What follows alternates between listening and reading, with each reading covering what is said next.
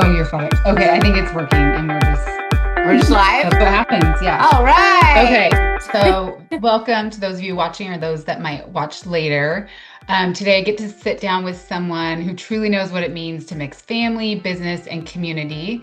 She's one half of the Mau team, the powerhouse father-daughter duo, serving the Benicia and the greater Bay Area. So not only has she been selling homes with her dad for the past 8 years, but she also brings her husband into the mix, and he is a lender. Yeah. So we're excited to hear more about her journey and just kind of what she does in the Bay Area. And it's kind of a family affair for her. So she is opening a brand new Keller Williams office in Benicia to offer, and she also offers her clients a free moving truck. So that's awesome. That's one of the perks when you work with her, you get to move for free. And she has her face on it, so you can't miss her. No. And she's all about making the process fun, smooth, memorable, and she also gives back in a huge way. And so that really speaks to us because we are on the same wavelength as far as that goes. And she recently hosted their first Walk for Water fundraiser with over 250 people, and she raised enough money for 8 clean water wells around the world. So please welcome the amazing Rachel Mau. Thank you. Thank you so much. I'm glad that we could do this. It's gonna be fun. Yeah, so fun. We're gonna do a quick check, everybody, to make sure that we're working well because I keep getting a weird error. Okay. So we're just gonna keep rolling, but Or maybe just hit record and then worst case scenario, it can just get posted later. Yeah, that's true.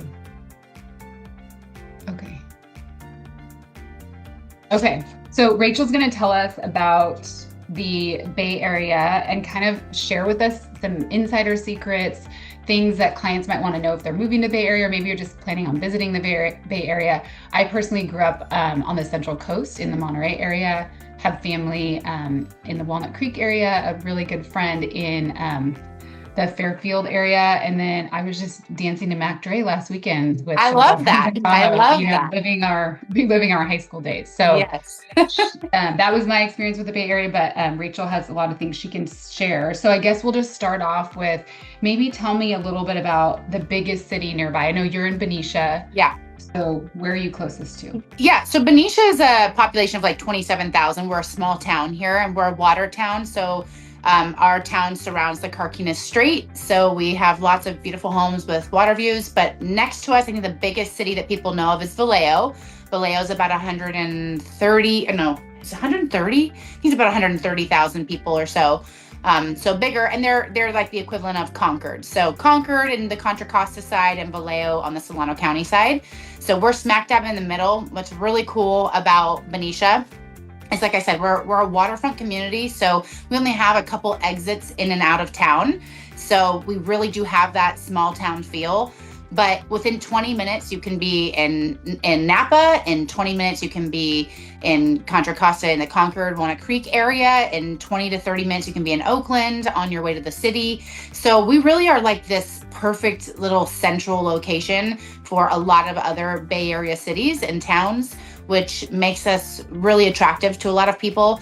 People think of Vallejo. I do serve the Vallejo area. My niche is Benicia. I live here in Benicia. I love Benicia. And me and my father have had a real estate team here for the last 8 years, but my dad's been a real estate broker for over 40 and originally grew up in the Contra Costa area and then moved over to Benicia. So I joined him 8 years ago, but really it all kind of started. I was in the healthcare industry for 10 years and started a hospice business down in San Diego. That's where I was living for many years. And then my mom got cancer and I decided to come home and help take care of her while she was going through some treatment, and we were kind of figuring out everything. And after a year of being home, I saw my dad. He was just on fire in his career, but he was struggling because he didn't have any support people. And you're a solo agent, right? I do have a team now. Oh, you have a team now, but you were solo for a long time, though, right? So, Yeah. So like when you don't have any support, like it's very hard to be in this industry and talk about 0 days off. So I saw my dad was struggling. So I just said, you know what? I think I could do that. I think I could sell real estate. And he was like, oh yeah, I bet you couldn't pass the test. So he knew exactly what he needed to do in order to get me fired up. So I ended up going back home, studying for a few months, and then came and flew back for Thanksgiving. And I showed up on Thanksgiving Day with my license in hand. I was like, got my license. So he kind of like handed me the first few deals and helped me get my feet wet. And we quickly grew to a top producing team. We were with Remax for many of those years. And then the last couple of years, we swapped over to Keller Williams.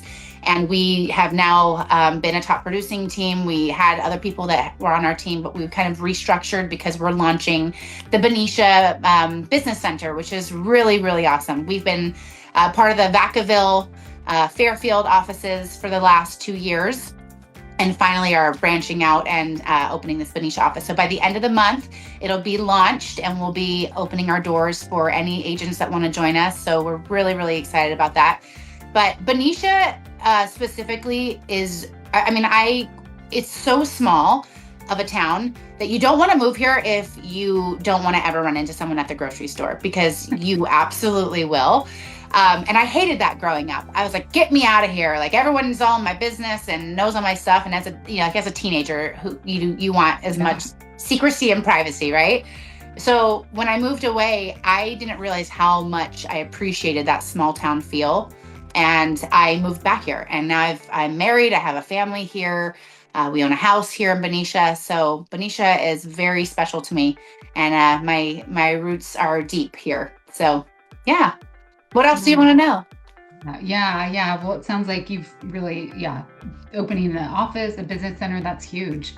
Yeah. So I'd love to know, if I were to come visit Benicia, what would be the must-try restaurant? And I'm a big foodie. I love to bake and just cook and really love good food. So what would be the restaurant I got to try? So this year I actually started something called What the Fork, and I go into all the local businesses. So First Street in Benicia is really like our main hub. So it's a mile long. It's got like 30 plus bars and restaurants on this mile long strip.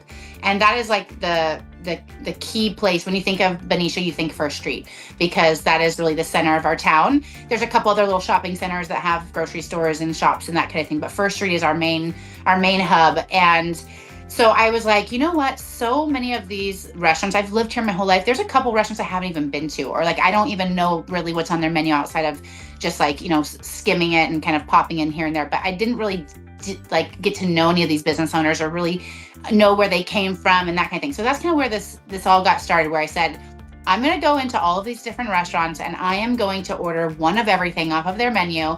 And not that I am a food critic. I see food and I eat it. I love food. So I'm just like you. I'm a total foodie. But I was like, I will go and just support local. I'll go and give them one heck of a check for the day. And I'll also be able to promote their business. And I hire a professional videographer and photographer that comes in and does a whole series with me, and we order one of everything. So this is like the perfect question for me, because I can tell you all of the restaurants and all the things to eat. But if you are going to come into town, hands down, if you have to go and check out Rags Coffee Shop. So Rags is amazing. They have a specialty coffee there. They brew in-house. They've got this awesome machine in the middle. You can get all of their different coffees there from their coffee wall. But they're a small mom and pop, and they've been here for several decades. They have really great food. I didn't even realize, because I always think of them as like coffee and like, pastries and donuts and things. But they have some amazing sandwiches. They have a really great lox bagel that is just to die for. But also we have the Cafe at the Inn, which is a newer restaurant the last few years. So the Inn is actually a bed and breakfast. It's right off the beaten path of First Street, and it's super quaint, very, very cute. It's got some historic roots. I think it was like a general's house or something back in the day. And the Cafe at the Inn is attached to that. So they're the ones that provide the breakfast for the bed and breakfast. But they have phenomenal food. Their chef Kyle that is there, he has a garden that he goes out and like picks stuff from, and he goes out to the local farmers markets, and his menu is changing, but has some staples that are there all the time, and they're breaking into dinner. They have live music on the weekends, usually like Thursdays, they have jazz.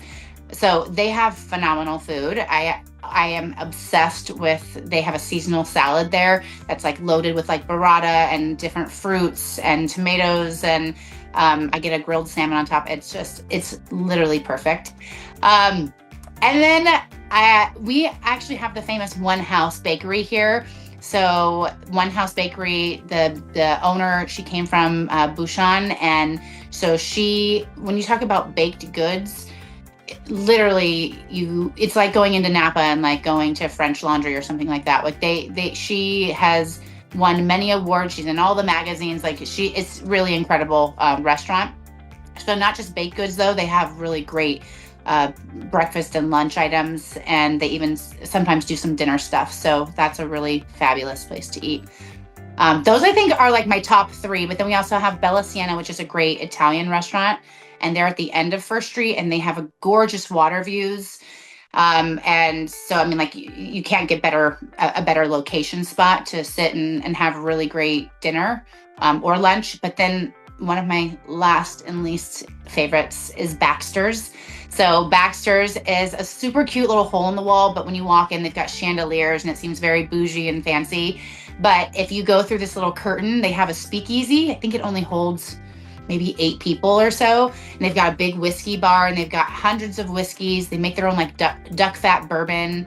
They just have some really unique stuff in there, but their food is amazing. So yes,